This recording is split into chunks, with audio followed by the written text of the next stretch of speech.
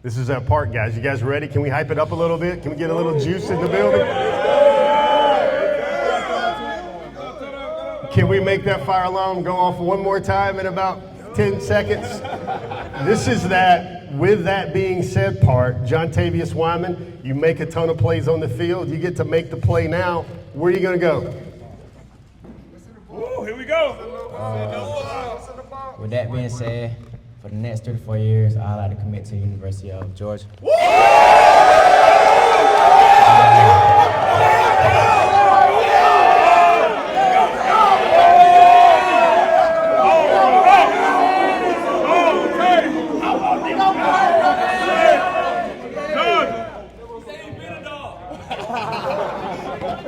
Now, hold on one second. That was good, but Jonesboro hadn't had a dog in a while. Can I get a little bit more volume here for Jontavius?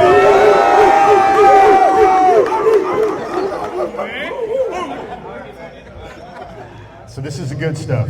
Jontavius, why are you going to go play for that team up in Athens?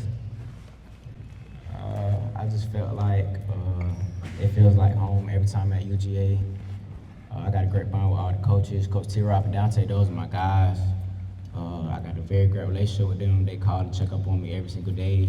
They always push me every day, text me motivational stuff to like keep going and stuff.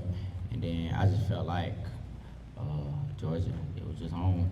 'Cause, I mean, Kirby, he's a great coach. He used to coach under Nick Saban until he went to UGA. So, and then he was a defensive coordinator, and I'm a defensive guy. So. Jontavius, I hear they call you Mr. Everything. It's probably because a little bit of that Dutchtown game you put on film last year. I don't know about, real briefly, I think he missed the practice. He couldn't start on defense. He's on offense. You fumble like at the 2. Then you go put it on defense and you give up a score, and you're probably like, goodness gracious, what else could go wrong? Well, everything went right after that. I believe you had a pick 6. You caught a go route, 29 yards. You threw for a touchdown. You had another pick 6. Oh, and then in the second half of I believe a 30-29 win, you had another interception. I mean, like, did you go cheat code on that? What happened to bring that out? I just felt like I needed to step up when my team needed me the most.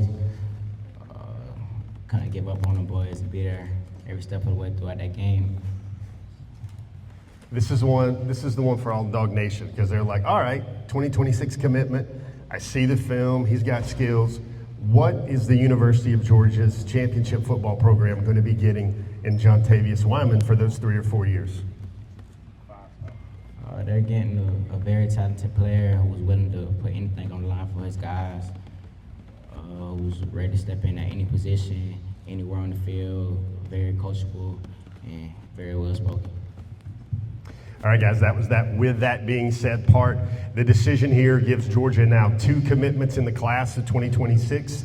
I think Jontavius is going to get a little bit more juice to his rankings after his junior year. He's currently, I believe, the number 12 corner in the country, number 150 overall. And I think that's going to go up. And again, 47 college offers, I believe, right now. It came down to the Georgia Bulldogs. Kirby Smart, Donta Williams, T-Rob, they get a dog for their secondary in the class of 2026. How about one more big hand for Jontavius?